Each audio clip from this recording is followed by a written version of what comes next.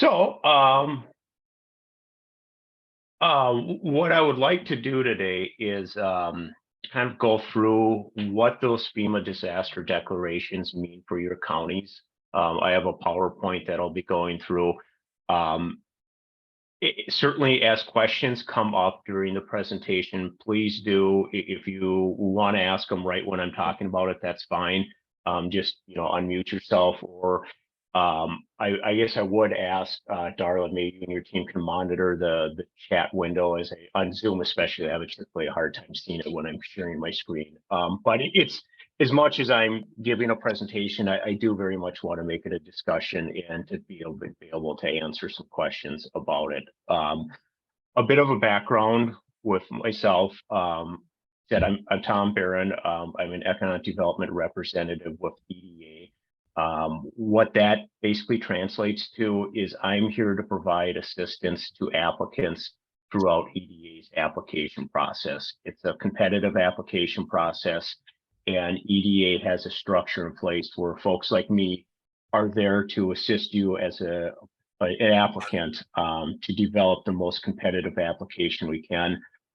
So for those that have developed applications of EDA in the past, you're obviously familiar with that, but I always kind of joke that I'll become your new best friend should you choose to move forward with an application, because there's a fair amount of work that is involved in it. And what I bring to the table are a couple things. From a technical standpoint, the process works best when I'm available to answer technical questions like, hey, we have no idea what this application question's asking for, all the way up to I'm literally reviewing your final drafts and making technical recommendations before you hit the submit button. I'm also there from a strategic standpoint. EDA is very much focused on working with local and regional applicants to support their local and regional needs. We don't take a top-down approach. We're not there to tell folks what to do, but we do have some things that are important to EDA as well. So there's some strategy in aligning what our local needs and regional needs kind of balanced with, at the end of the day, what would be competitive and compelling to EDA, in the thought that, obviously we want to seek an EDA investment. I'm to the point now where I'm going to start sharing my screen, because I'm going to, like I said, use a PowerPoint to help aid the discussion. But by all means, please do bring questions up as you have them. Just a quick check here. Can folks see the screen?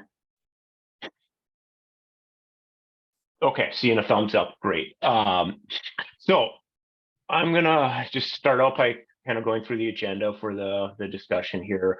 I want to start out just getting everybody on the same page for what EDA is. Next, we'll move right into the disaster declaration overview, kind of what that means and how it creates eligibility. And then talk about eligible applicants to EDA. I have some example projects that have previously been funded by EDA under a similar disaster declaration that took place in Wisconsin a number of years ago. And I think that's relevant just to show that, hey, one, EDA does fund projects, and that I'll kind of point out from a kind of a strategy some things that I think made a good competitive application that was then funded. I don't think I'd be helping out anybody if I didn't talk about the financials or the timing of these grants in the application process. And then always want to build in some time for some Q&A if folks are holding on to the questions till the end, and then just wrapping up by talking about next steps. I would imagine we'll probably spend maybe close to an hour here. The presentation, I think, will probably take maybe about 20 minutes or so. And then, like I said, we'll certainly have time for some discussion. Okay, so starting out with an overview of EDA, the Economic Development Administration. It's an organization that is housed within the U.S. Department of Commerce. If you're familiar with Department of Commerce, it's a very large federal agency with many what are called bureaus underneath it, and EDA is one of those. I think a very unique thing with EDA is we're charged, in our mission is really leading federal economic developments by basically making grants for projects. I think we are somewhat maybe similar to USDA rural development with a couple of things to think about. One, economic development is very important that we see that in projects that are submitted to EDA, and then we don't also focus exclusively on rural areas. We're open to everybody, and we do fund projects from very small areas to large urban areas to federally recognized tribes. We do work all over the country and the nation's territories. Next, just a map here.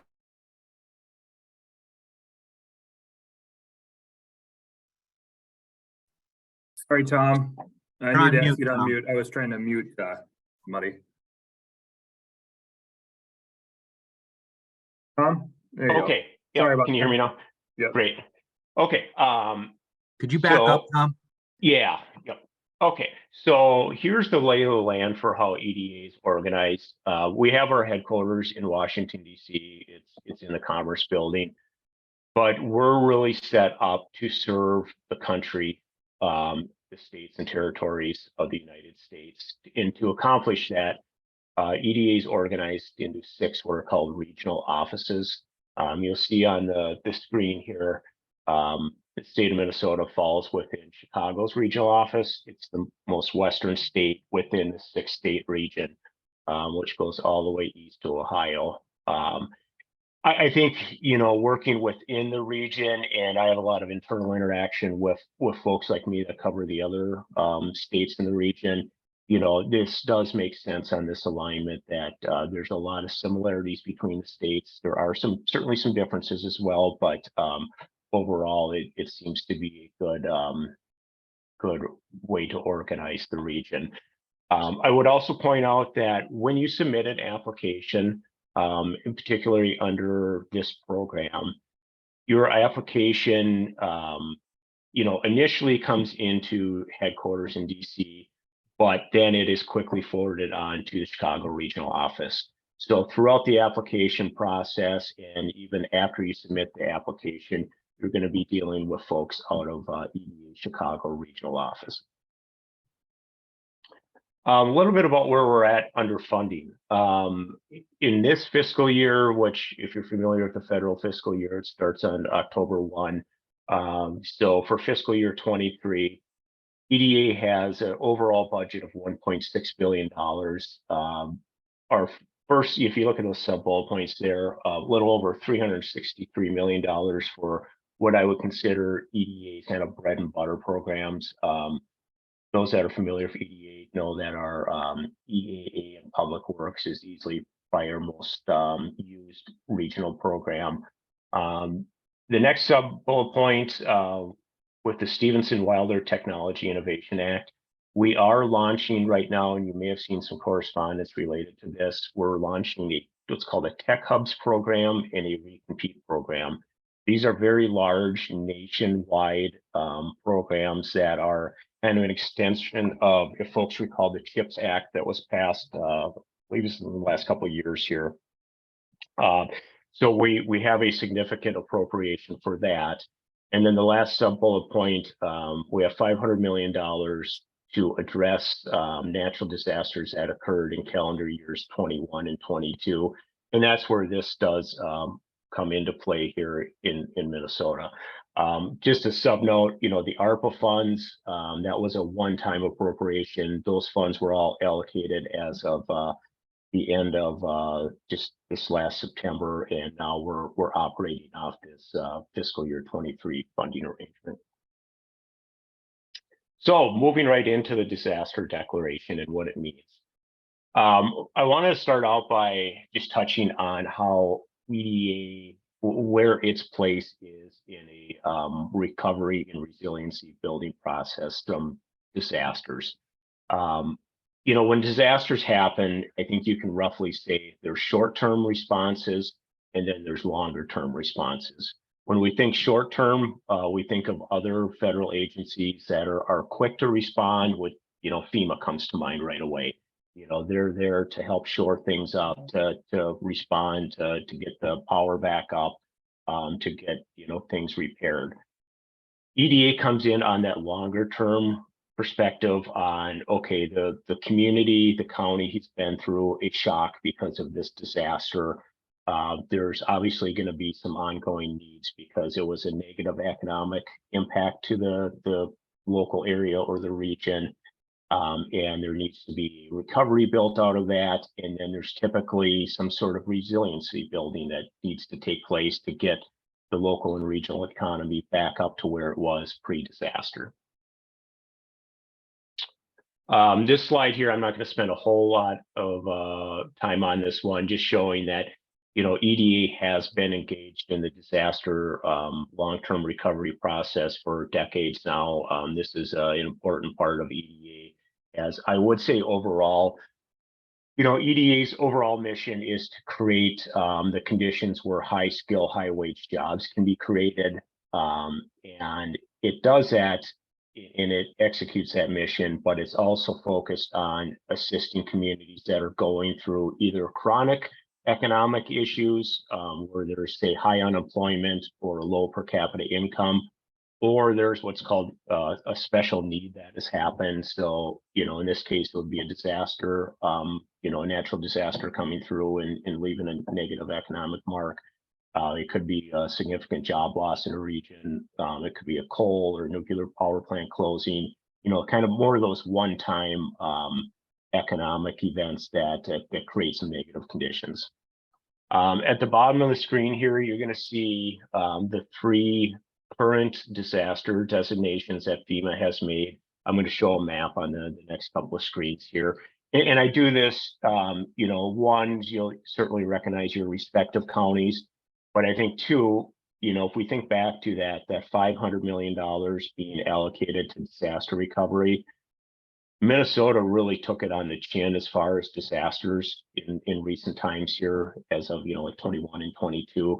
Other states within the Chicago regional office are really nowhere in comparison to the amount of coverage you're going to see on these maps. So there is, from EDA's perspective and from EDA Chicago regional office perspective, it recognizes Minnesota's been through a lot with these disasters, and it wants to be here to support the recovery and long-term resiliency building.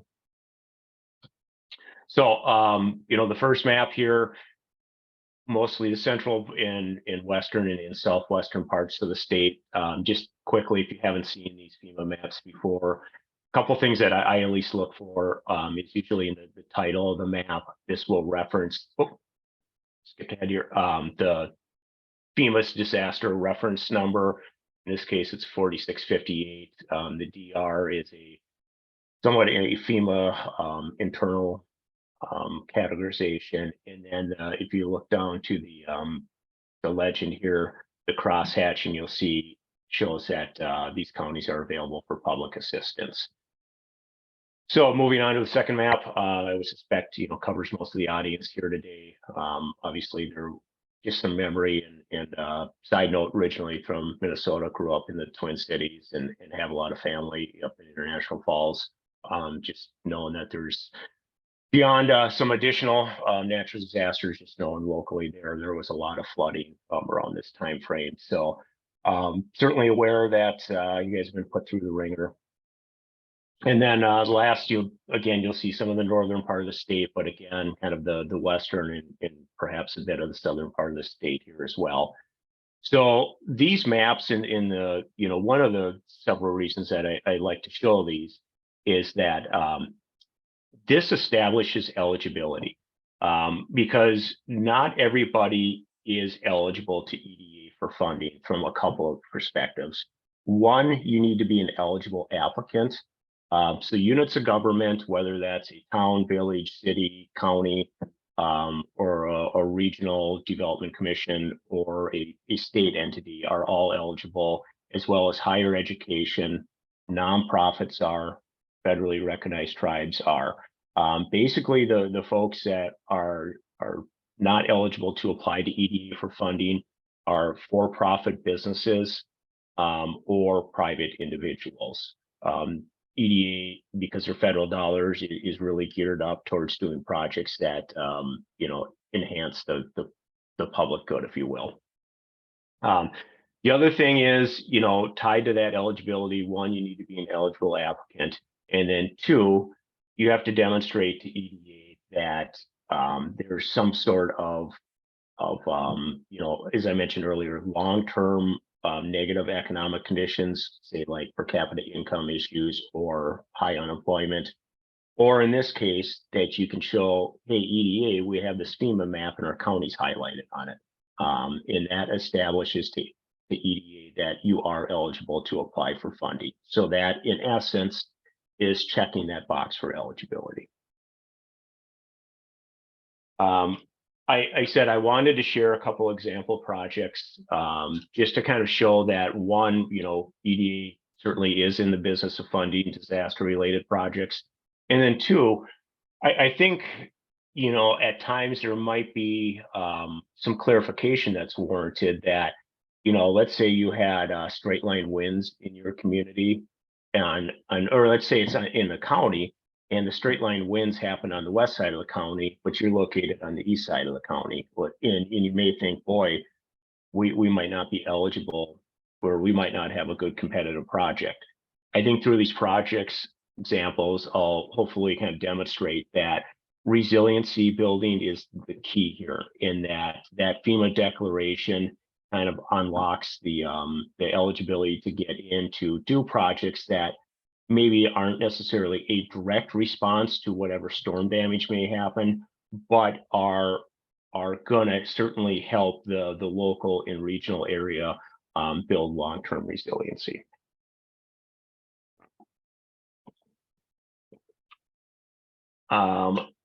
So again, I think you're gonna, kind of what I was just talking about here is that here are some, typical budget, or not budget, typical project categories that we see. So this goes anywhere from a real common project for EDA is working on infrastructure or construction projects, but we can also use this eligibility to capitalize a revolving loan fund, or a lot of other projects that we would normally fund under EDA's Economic Adjustment Assistance Program. Some real important things to EDA regardless of what funding opportunity you're applying under, is that job creation and economic diversification. EDA, is most responsive to projects that show that it's creating those private sector, high skill, high wage jobs, and that projects are, moving forward the thought of you have a good, diverse local and regional economy. We also recognize that having access to private capital investment is extremely critical, and that we always want to encourage the creation of new businesses, or do what we can to strengthen or kind of shepherd along emerging industry clusters. Again, this thought of resilience, I think, again, and I've struggled with this a bit, and kind of learned from, reviewing a lot of these materials, what resilience is, and that there's, at times there's a very direct connection to recovering from a natural disaster, but at other times there's, maybe not as a direct connection. So I think this slide is good because if you look at the middle bullet points here, EDA will fund projects under a disaster declaration that enhance business retention and expansion, that construction of infrastructure that in anything, creates more resilient areas. And then if there's a need for, we call this our non-construction portfolio, but we also do planning strategy projects where, it's really looking at, hey, we need to do some planning before we go ahead and implement with any sort of construction project.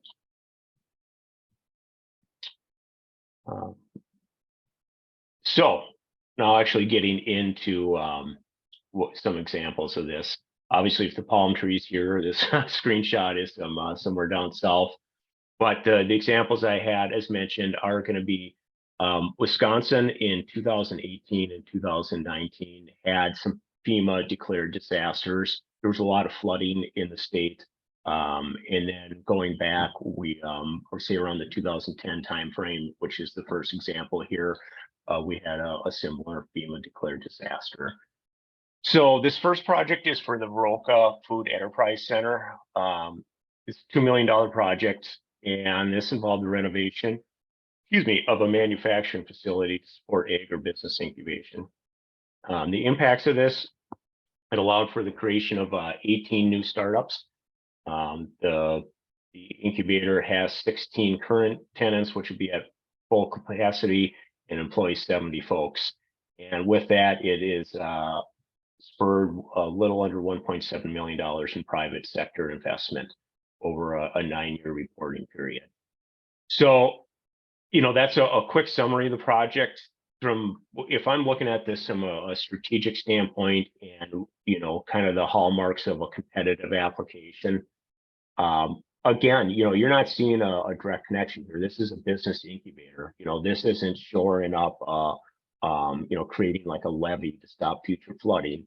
This incubator is going to help create a long-term resilient community because it's generating new startups. You just see here the impacts of 18 new startups. So that, is a good justification for resiliency building. A couple other things that I think make it a good competitive project. EDA is very much in the business of building business incubators. That's a routine project for EDA to fund. So that really, is a common project that we'd see. The fact that it's been successful, I think, kind of post application is helpful as well to show that, it created an environment where startups can take place, where employment of 70 folks is in place, and we've had a lot of private sector investment. Moving over to the city of Arcadia, you'll see that this is a little over $4.3 million. Again, this is under a 2018 fiscal year, so this would have been flooding. And you'll see here, this one is a little bit more direct connection. So we do both, and thus the reason for including this slide as well. So in this case, we added 4 stormwater pump stations and some additional stormwater system upgrades to mitigate future flooding. So I would say that obviously is more of that direct connection to the flood event that warranted the FEMA disaster declaration. Again, thinking from a strategic standpoint of a competitive application, you'll see here that this retained over 100 jobs, which is important to EDA of not only creating jobs, but retaining existing jobs in an area is another hugely important thing to EDA. We have a way of kind of capturing either job creation or job retention. We have a form that we ask private businesses to fill out. And it's kind of a but-for statement, if you will, that but for the EDA investment, we wouldn't be creating these jobs or retaining these jobs.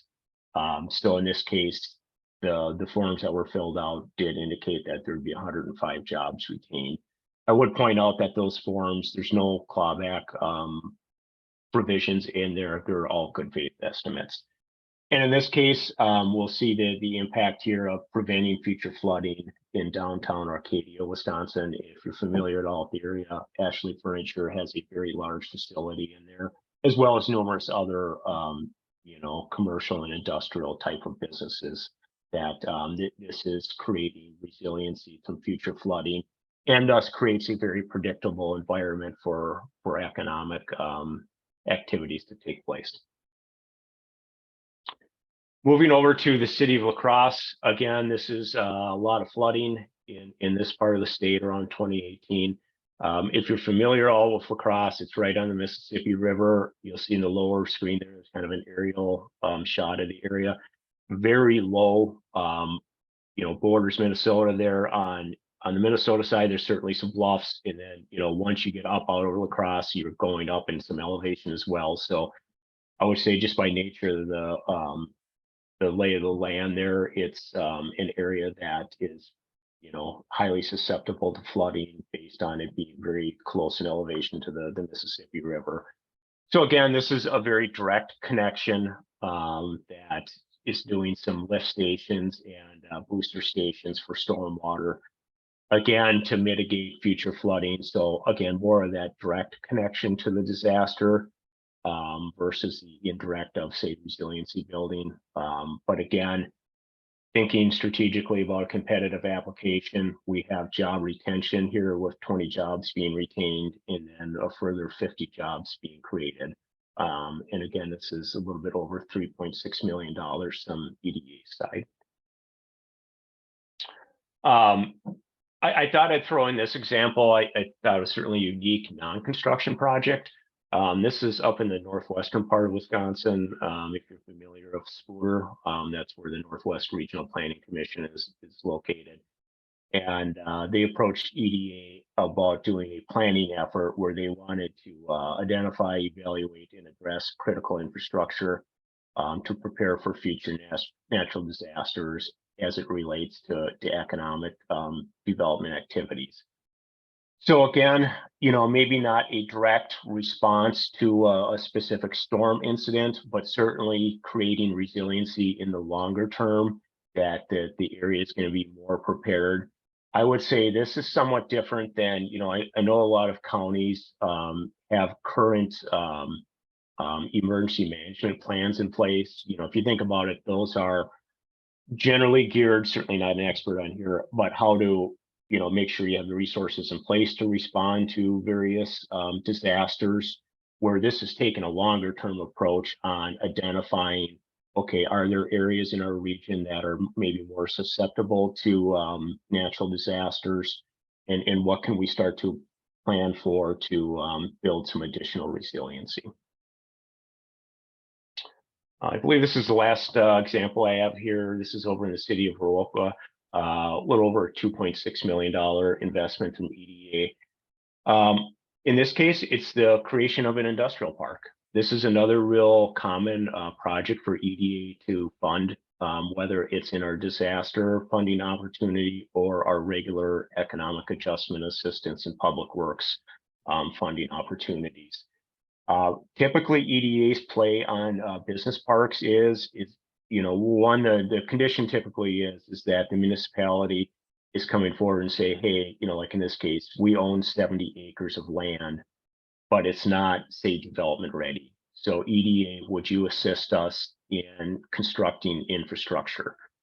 So that typically involves sewer, water, stormwater, those types of publicly owned or nonprofit owned utilities. EDA comes in and constructs those, and then the thought longer term is, and also I should add, EDA also does a lot of road building as well. So we come in, create the infrastructure and the roads for, in this case, the 70-acre business park, and then the thought is the city would then start to sell individual parcels of land within that business park, thus creating a good, resilient, and diversified local and regional economy. So again, from a competitive standpoint, we have 58 jobs created with this ED investment. This leveraged an additional $8.4 million from private investment. And this last bullet point, I think, is a great one. It creates development-ready space in a non-flood prone area. So again, you're creating, a good diverse economy by having space for businesses to come in and grow. And side note, that place where the businesses are going to come in and grow is in a place that's high and dry and is I hesitate to say flood proof, but certainly in a non-flood prone area. Moving into the financials and timing, I would say, generally speaking, we can go up to an 80% grant rate on these projects. We certainly work through on a case-by-case basis.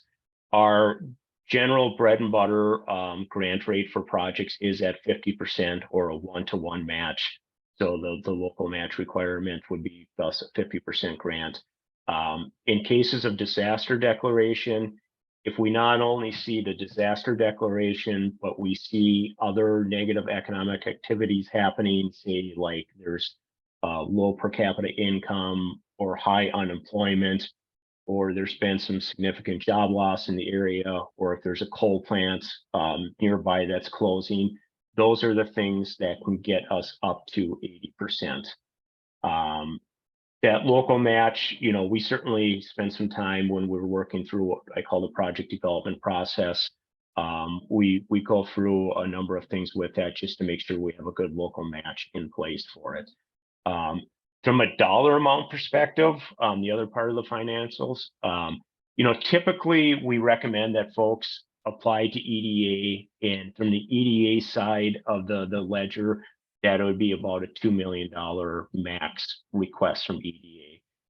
With the disaster declaration, this does allow us some flexibility where we're really not going to turn away any project ideas, say up to $10 million from EDA. I would say that as the dollar amount goes up, so does the expectation of, say, the job creation or job retention. So if you were to compare, say, like a $2 million project and the expectation on that job creation and retention versus a $10 million request to EDA, that $10 million request really needs to be a head turner to create that appropriate justification. Moving into the timing component of this, a couple of things. One, from the literal process of like how long does it take to get a project funded. From the day you submit your application using EDA's online application system to the time of a potential award is typically going to be about 6 months. There's a lot of due diligence that takes place. There's a lot of dotting the I's, crossing the T's, and that just typically takes up to about 6 months to get projects turned around. As mentioned, it's a competitive funding process. So when your application is submitted, it goes through a review by what's called an investment review committee. They make the determinations on what projects move forward. I have no say in that. I have no vote in that. I'm just not, like I said, a voting member of that process. So again, from the time you submit the project, as I mentioned, to the time of potential award is about 6 months. About 2 to 3 months after you submit your application, you're going to get notified by EDA of saying, hey, unfortunately, this project just isn't competitive enough to keep moving forward. We're going to close out your application. Or you're going to get the response that you obviously want is, hey, we're interested in the project. We need to do some due diligence before we can get to that final award. So it's not like you're going to get a blackout from between the time you submit and that 6 months. There's a lot of back and forth that takes place. Additionally, from a timing perspective, this funding opportunity, it's pretty interesting actually, that the actual disaster notification of funding opportunity has not even been released yet. It's expected to come out any day now. So we're at an early point in this. I would say that if you have a project which you're seriously thinking about, or even if you're just like, hey, I'm just curious, Tom, what you think is the potential for EDA to fund a project like this, I would act with some urgency on it. There is a finite amount of funds that are going to be available under this program.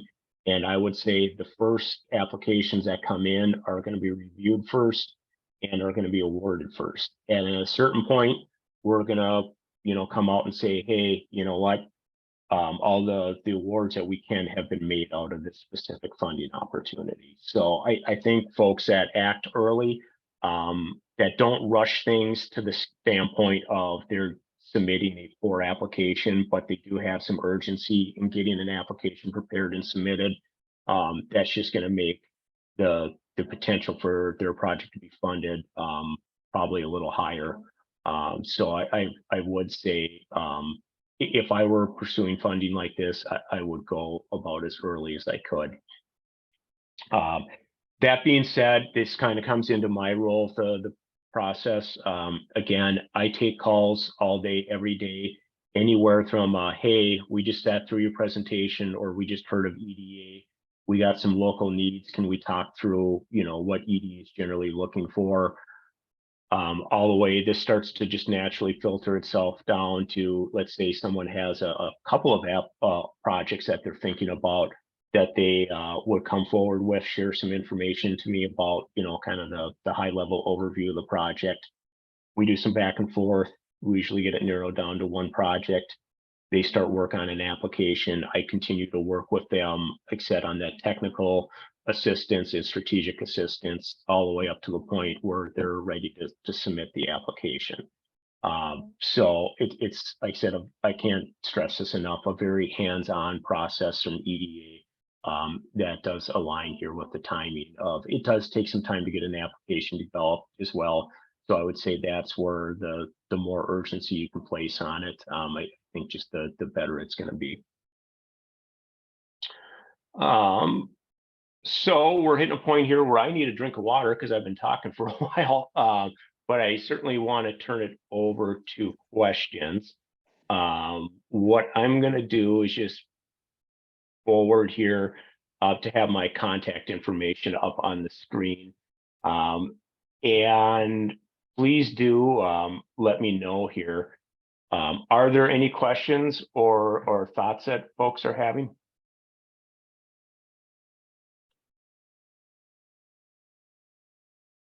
Tom, this is Jim from Northwest RDC. And I don't know if you mentioned it on this call or a previous call I was with you on, but can you kind of go over the for Northwest Minnesota, kind of or for Minnesota in general as part of the Chicago region, kind of the percentages of this particular declaration that are going to flow to Minnesota? Like, you know, are we getting 50% of the funds out of all funds available for these particular events? Yeah, so I don't have exact numbers because we don't have the NOFO released yet, or the notice of funding opportunity. What I can easily say though is certainly within the Chicago regional office, Minnesota is going to see the lion's share of the funding. Just some very practical mathematic, exercise of, I think, by some count, there's like 40 impacted counties in Minnesota. There are, I think Michigan may have had like a county or two, as well as I believe Illinois might have a county as well. But beyond that, everything is in Minnesota. And if I can just add on a couple other thoughts with that, this is a pretty exclusive funding opportunity because, one, you have to demonstrate that you have that FEMA disaster declaration. Not everybody has that, right? So if you think, on a competitive sense, in general, to start out with, folks have to be eligible to EDA. So you have a large pool of applicants that potentially could apply to EDA. Now, if you think about getting into this disaster funding opportunity, you've cut that down significantly because they got to be able to show that FEMA map, right? So now you're in a much smaller field of competitors, if you will. And then again, that's where I come in and work through, okay, now that we've, we're in a fairly competitive environment, in a positive way to begin with. Now that's where I come in and work through the strategy and stuff on developing a good competitive application for that specific project. This, I think, without making any commitments here, this is a pretty fertile ground to get a project funded if you're in a disaster impacted county. Prior to coming to EDA, I spent 12 years at a regional planning commission, as they're called in Wisconsin. I worked on EDA's economic development district program, just like Darla and Jim, you work on theirs. So I applied to EDA. We didn't often have communities that were eligible for EDA funding. So when things like this come along, I've certainly kind of come to realize, I'm not trying to sell it here, but I mean, just from a very practical standpoint, that this is a pretty unique thing and a good way to legitimately respond to communities in counties that have been impacted by these storms here.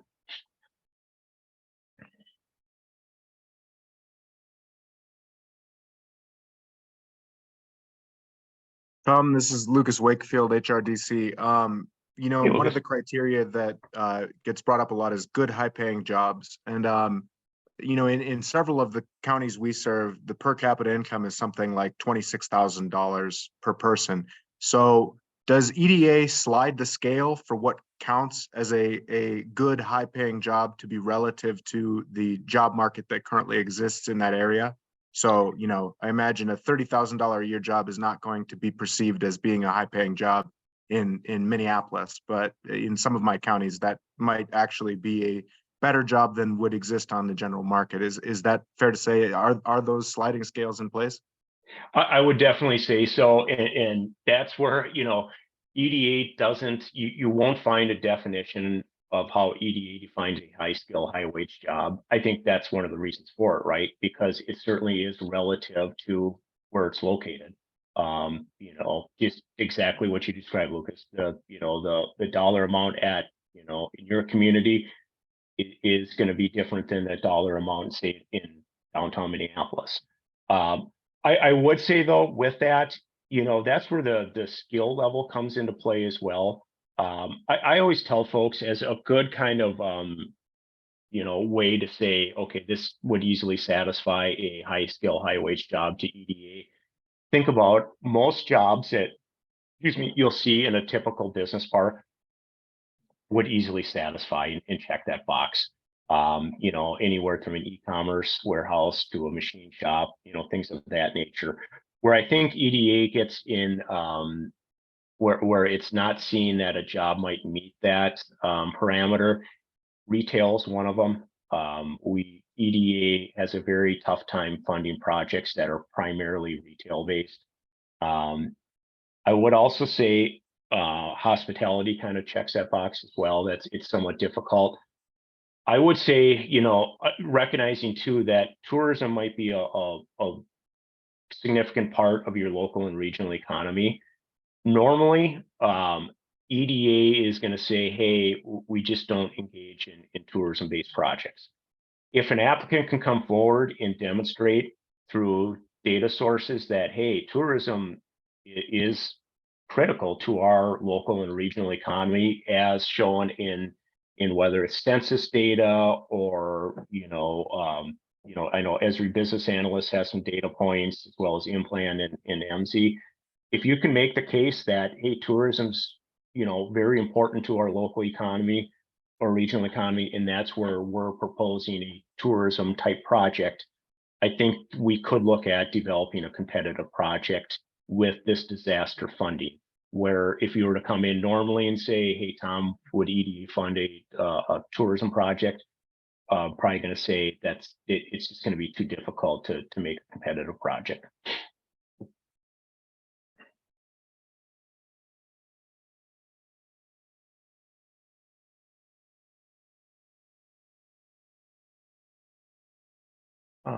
You know, I know I've thrown just probably a lot of information at you here.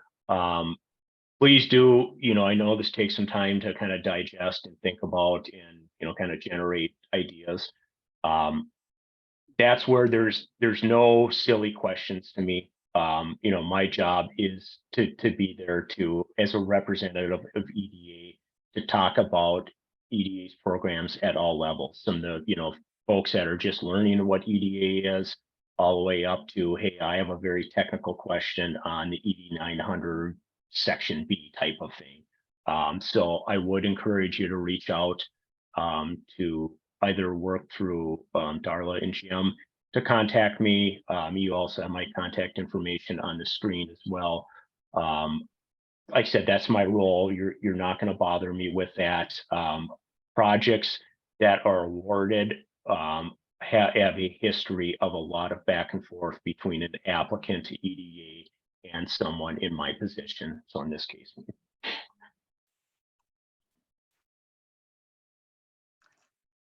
Thanks, Tom.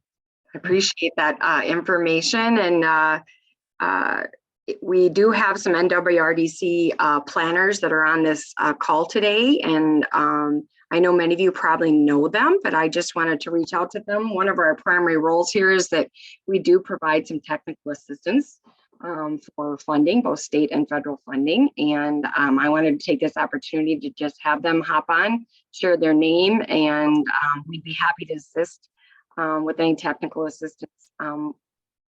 Probably closer to when the NOFO is actually, so we can have the details, Tom, but Yeah.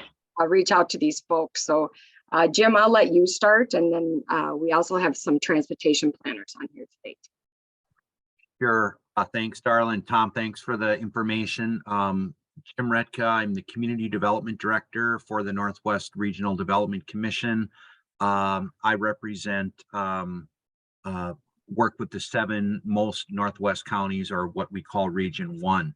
And just a note, Darla, before passing along, I know we have some Region 2 folks on the call as well, so give them an opportunity to. I was going to have them introduced too. So, thank you.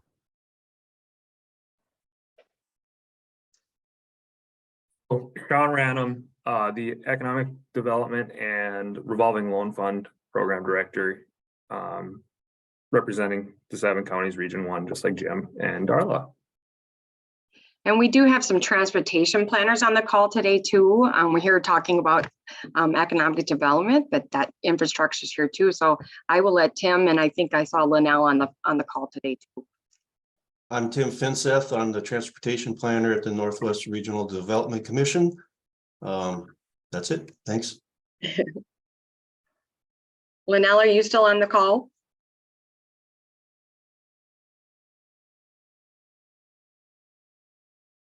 Okay. Well then, as Jim directed, I will throw it out. I saw Lucas. So Lucas, I don't know who else on your team might be here from Headwaters Regional Development Commission, but if you'd like to share your name, I think that would be great too. Sure. I'm Lucas Wakefield. I do economic development work for Headwaters Regional Development Commission, and I am joined by my colleague, Michaela, who I think can also introduce herself. Yeah, Michaela Carter-Saberson. I work at the Headwaters Regional Development Commission as of November, and I'm a community development specialist. Just my background is economics and math, so I'm kind of inserting myself into Lucas's projects. Happy to have you. Thank you. We're glad you joined us today. And if I can just throw out a pitch for the regional development commissions, they are very valued partners from EDA's perspective. Most of them have the economic development district designation with EDA. They're great resources for data, or just a variety of standpoints. I never like to speak for what services it can offer to an applicant to EDA, but just coming from a regional development entity, it's a lot of great expertise, especially saw the transportation planner speak as well. There's just a lot of resources available. So appreciate them being a part of this, helping to organize it. And additionally, in some cases, we have seen in the example project that I had, the Northwest Regional Planning Commission submitted an application for the region as well. So in no way trying to push that on you, Darla, but that just goes to show one more potential applicant as well. Absolutely. Thanks, Tom. Tom, we appreciate your leadership, even though technically you're the Wisconsin rep. You have been very supportive of Minnesota, and not to do anything against Wisconsin, because it is my home state. We do appreciate and will remain hopeful that there will be funding opportunities, that projects that are funded here. So yeah, absolutely. I have a question for you. My name is Rani Bhattacharya, and I actually work with HRDC and NWRDC, and we're working on doing a joint SEDS process for the next upcoming SEDS. Okay. And I was wondering, would it be possible, if there was a potential, would it be possible for both regional development commissions to apply with the same project? Well, so it depends. If it would be duplication of activities, it would be very challenging for EDA to fund a project.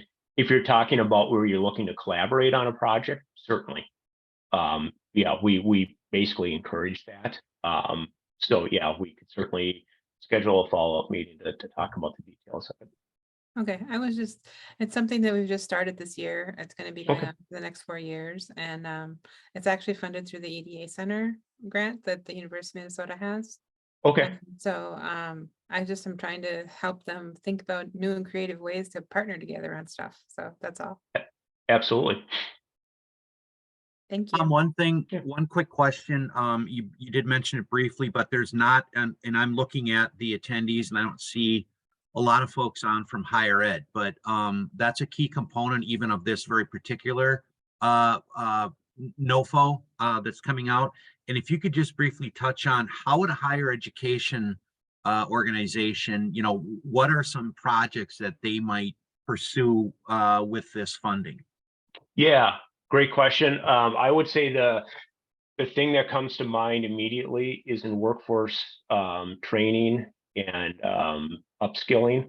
So that is of significant interest currently to EDA. So whether that's college, university, or tech school, or a community college, if you're going to be providing skill building to folks and you're looking for funds to either conduct a feasibility study or kind of planning your next workforce training, or if you're beyond that and you're ready to build something, or if you're in need of funds to buy the training equipment, those are certainly projects I would like to talk to folks about, because like I said, there's certainly a lot of potential to fund those types of projects. Good question, Jim. I think I saw Mitch smile a little bit in that moment. Mitch actually has there's 4 questions in the chat. Mitch, you were just commenting on thanking me for asking. Well, yeah, being 20 plus years in higher ed, I always go to that, strategy. So, Yeah. and again, as Tom mentioned, Sean and myself and the folks from HRDC, we've worked providing technical assistance. We've worked as a liaison with EDA, the Chicago office specifically. So please feel free if you have ideas and you just, they're not baked enough, maybe on this call, please feel free to reach out to any one of the planners and we can work with you and Tom. You're certainly welcome to go to Tom directly, but we kind of like to know what's going on in the region as well. Yeah. And if you do contact me directly, I will always include, the Northwest RDC team as well to meetings and things of that nature, because this is a team sport, right? And it really does take all the parties at the table. So we'll always have them engaged in the meetings. I see Mitch has his hand up.